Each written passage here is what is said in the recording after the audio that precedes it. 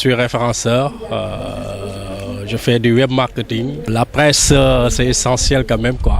Bon, c'est essentiel de partager l'information. Je suis développeur, je suis fondateur de Bantalabs. La démocratie, ça ne peut pas fonctionner sans une presse libre, évidemment.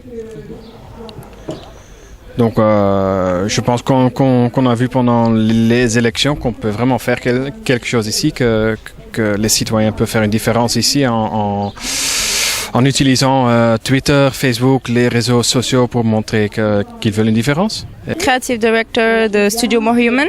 Tout ce qui est presse, c'est très important parce que ça permet de relater l'information au grand public et d'informer les gens, de les tenir au courant, qu'ils soient sensibilisés et de les rassembler aussi autour d'une cause, etc. C'est très très important la presse. Enseignant à l'École supérieure multinationale des télécommunications de Dakar. On a besoin de la presse pour avoir des informations.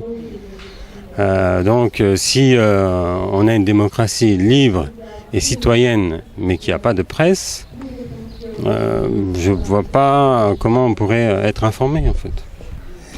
Si elle existe, le monde part au néant et le monde va s'assombrir.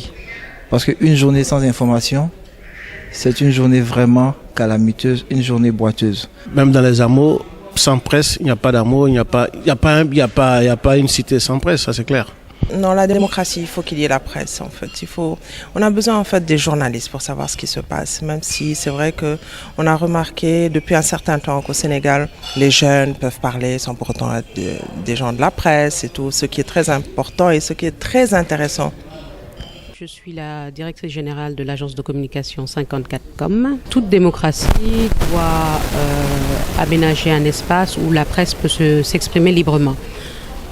Par contre, dans cette démocratie, tout le monde, y compris la presse, doit respecter les règles qui sont en place et aussi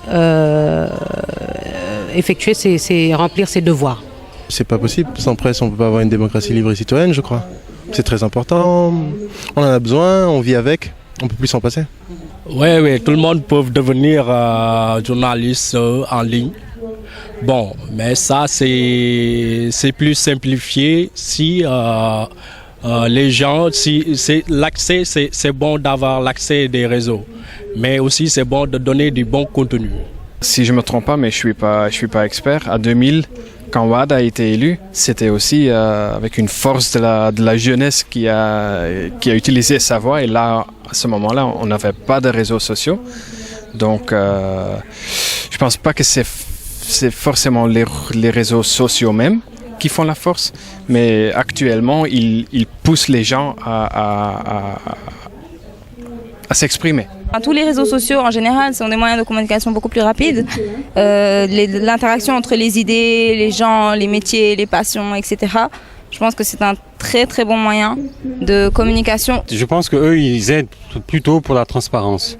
Parce que pour éviter que certaines choses se fassent dans le secret ou qu'on se dise que si on fait telle action, personne ne sera au courant. En fait, je pense que ces réseaux sociaux mettent tout le monde à découvert. Attention, tout le monde ne peut pas devenir journaliste aujourd'hui. Tel qu'aujourd'hui, beaucoup de personnes confondent la nuance entre un présentateur radio et un animateur et un journaliste. Aujourd'hui, beaucoup ne comprennent pas jusqu'à présent. Parce qu'il faut que nous, journalistes, qui écrivons, qui faisons des articles, qui fournissons des enquêtes, comme on le dit, nous restons journalistes. Mais par contre, il faut avoir une formation adéquate, une formation requise pour exercer ce métier. Je ne dirais pas que tout le monde peut devenir journaliste parce que c'est assez technique quand même et il y a certaines chartes.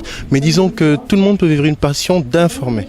Je crois que c'est ça. Tout le monde peut essayer d'informer, partager ses idées et ses pensées.